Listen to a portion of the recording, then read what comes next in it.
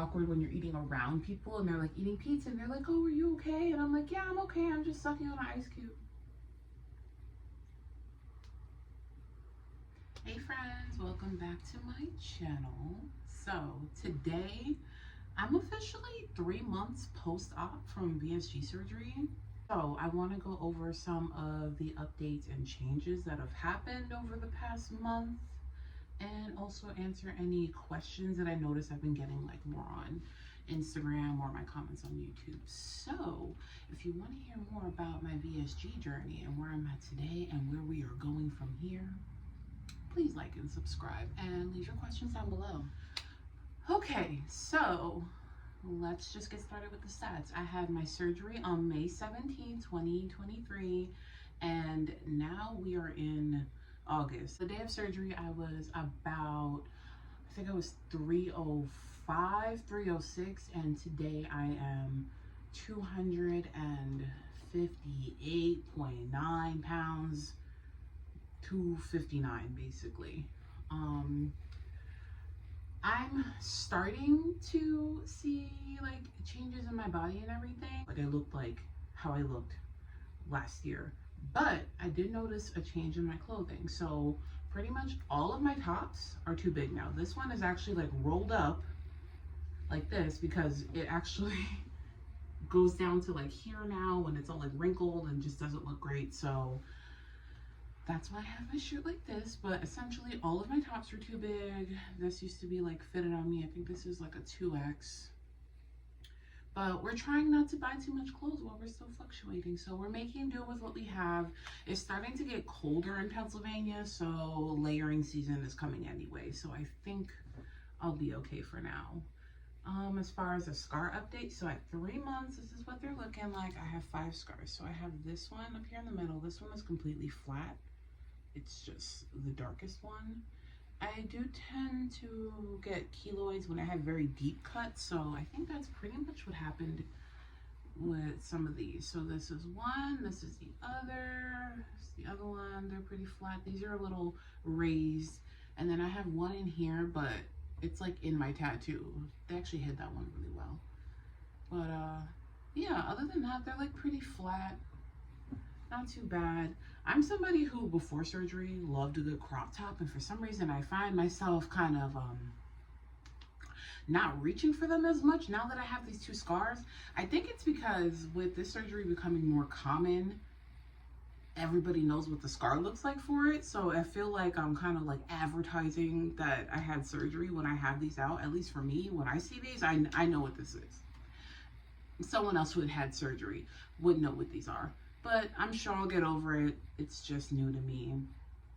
That's where I'm at with that. I usually lose about 4 pounds a week. I'm seeing is my average, except for this last week where I lost like slightly less than 4 pounds. Right now, my goals for protein are to get to around 80 or 90 grams of protein, at least to 64 ounces of water. I'd like to drink more than that. But, you know, when you're working, you're not always thinking like, oh, every 5 minutes I need to take a sip, so I need to work on my water. And calories, I think my goal is around 900. I still average like 7, 8, something like that. So maybe some tweaking needs to happen there, but I don't have another doctor's appointment until I think it's like my 5 or 6 month update. So for now, I'm just sticking to the, I don't even want to call it a diet. It is a lifestyle change. I am eating differently, but this is different than any diet I've ever done, mainly because of the restriction. I'm also scared to try certain new foods, even though now I'm officially cleared to try everything, including raw vegetables. I'm just being very cautious with introducing the new foods to my diet. So, chicken is safe. I've had pork. I've had a little bit of pork. That was okay. I don't eat seafood, so my options are a little more limited than other people. But as far as like meat protein, I try to eat at least like a piece of meat a day. Like some ground chicken and some broccoli or some cauliflower rice for dinner. That's like my base. For breakfast, typically I drink a Premier protein shake I might eat a string cheese like right before my first client comes in or in between clients. I usually bring a string cheese and a yogurt with me. And for me, that feels like lunch. Like it keeps me satiated. So at least I'm eating something every 2 hours. I actually want to show you this yogurt I found in Target. It is yummy. Okay. Okay. So I've been enjoying these Chobani zero sugar yogurt drinks. I find that like they're not as thick and heavy as like a Oikos Greek yogurt, where it's like super thick and super filling. Those I have to eat very slowly, and sometimes I might get 3/4 of the way in and then I'm like, okay, I'm done. Like I need to chill. So I like these for in between clients. I can drink it like a little bit faster. Ideally, you're not going to be rushing your meals or anything like that, but because I'm a lash artist and I only have a couple minutes between clients, I don't necessarily book like a whole hour lunch in the middle of my day. I'd rather stack everybody and leave early.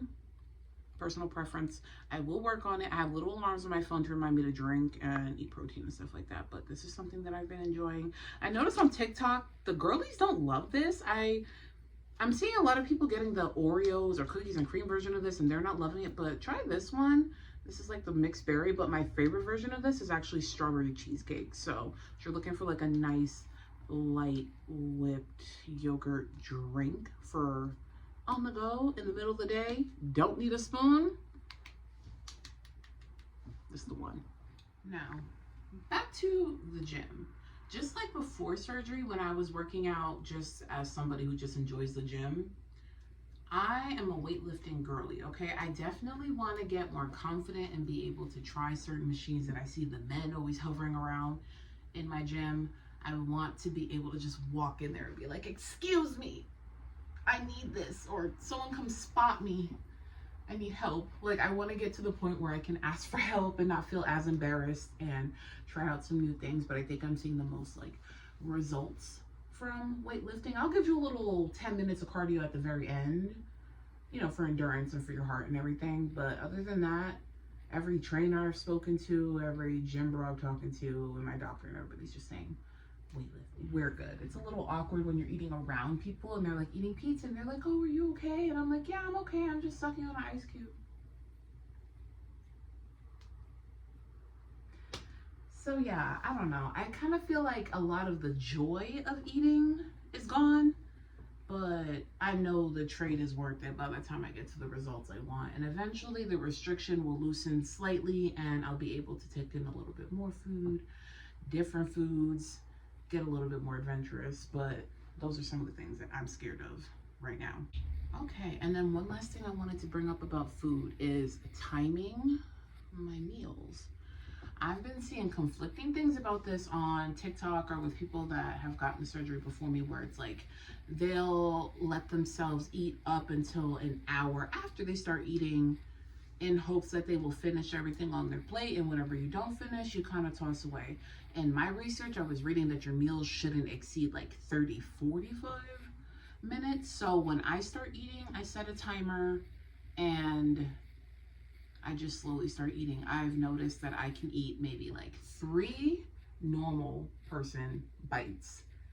And then after that, I need to wait 5 minutes between bites and just like really take my time and listen to my body. And then once I start feeling the fullness, it's almost like a warmth here, and then it starts to come up to here, I know I am full and I need to stop, and I need to work on the habit of letting the plate go.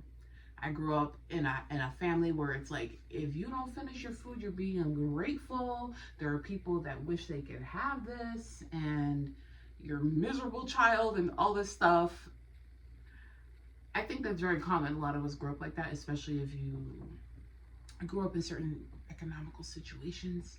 So it's kind of hard to leave that habit behind, along with fighting the urge to overeat. At least the restriction has helped me with not being able to overeat, but the habit of finishing everything on my plate is still in me. So I'll see like those last 2 bites and be like, I can do that, and then I end up throwing up. So gotta slow down and let the plate go. We are now 55 pounds down since technically the liquid diet. I consider the liquid diet part of my surgery weight because I struggled then, okay? The liquid diet before the surgery is harder than I think any of the other eating parts after, because at least you have the restriction.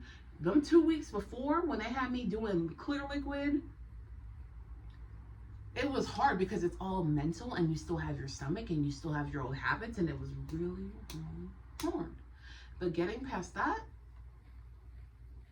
it was okay. The worst part of the surgery was waking up, because that feeling in your stomach, it feels like there are water balloons growing extremely huge and then bursting repeatedly. That is what it felt like when I woke up. That shit was crazy. I was the only one down in recovery moaning and carrying on that I'm in pain, the only one making noise. So embarrassing, but I literally couldn't help it. I was just laying there like, oh my god, like I was just literally moaning and being ridiculous. How embarrassing. If I could go back, I would put a pillow over my face, but luckily they put something in my IV and I was good from then on, honey, okay? After that, I made it back to my room. There's videos of me walking to my bed. I've seen videos and pictures of my grandma praying over me. Don't remember any of it, so shout out to the doctors that hooked me up in the hospital. As of today, I feel no pains, I feel no soreness. I feel pretty much regular. If anything, sometimes I forget I even had surgery until it's time to eat something. Other than that, my life is like starting to become pretty normal. I still don't like eat out much or anything like that, but as far as like eating with family, eating with friends, eating in home, I'm doing good. I'm doing fine. Now, as far as my goals going forward, I would like to be 100 pounds down by my birthday. So we are in August, probably like the 18th, and my birthday is January 2nd. I'm turning 30, and this surgery was a gift to my 30s. Again, because I didn't want to go into my 30s with the same insecurities or doubts or bad habits that I've had since literally high school. This is my gift to her. I'm a Capricorn. I love to plan. I love to think ahead. I love to, what I call, plant seeds, so that I can enjoy them later in life. That's just like kind of a pattern in a way that I do. Let's say a 5-year plan, a 3-year plan, that's how I do it. I plant seeds now, we're gonna thrive over there. So when I'm like 31 in a bikini on a yacht in Dubai, I'm gonna be like, oh my God, 29-year-old Marissa did that. She really did that.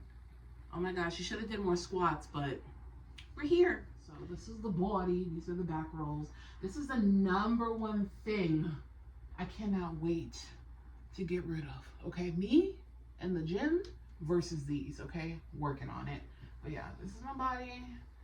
From the side, I swear I don't like see a difference. It's the weirdest thing. From the front, I see a difference in my body, but from the side, all my secrets are out, okay?